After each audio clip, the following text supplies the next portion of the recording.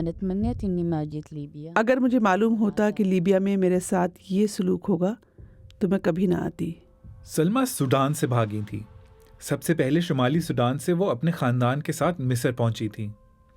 ان کا نام تبدیل کر دیا گیا ہے۔ بہتر زندگی کی تلاش میں انہوں نے انسانی اسمگلرز کو لیبیا پہنچنے کے لیے رقم دی تھی۔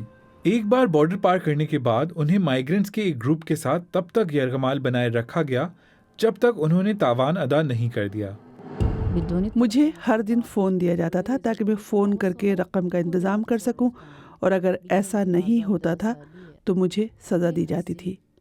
یہ سلسلہ کئی ہفتوں تک جاری رہا۔ ہمارے جسم زخموں سے بھرے ہوئے ہیں۔ وہ میری بیٹی کو مارتے تھے اور میرے بیٹے کے ہاتھ جلتے ہوئے چولہے پر رکھ دیتے تھے اور مجھے یہ دیکھنا پڑتا تھا۔ وہ مجھے ایک علیحدہ کمرے میں لے جاتے تھے جسے ریپ روم کہا جاتا تھا، ہر بار ایک مختلف مرد کے ساتھ۔ میں خدا سے دعا کرتی تھی کہ میرا پورا خاندان اور میں ایک ساتھ مر جائیں تاکہ ہماری اذیت ختم ہو۔ اپریل 2023 سے اب تک تقریباً 2,10,000 سوڈانی مائیگرنٹس لیبیا پہنچے ہیں۔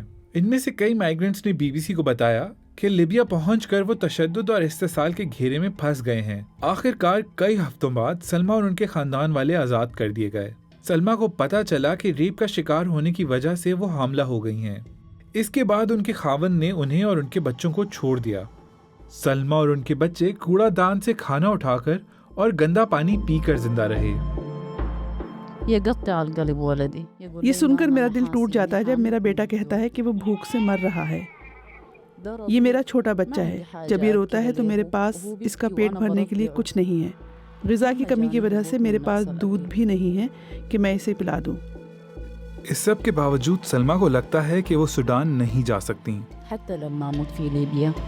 اگر میں یہاں لیبیا میں مر گئی تو سوڈان میں وہ میری میت کو بھی قبول نہیں کریں گے۔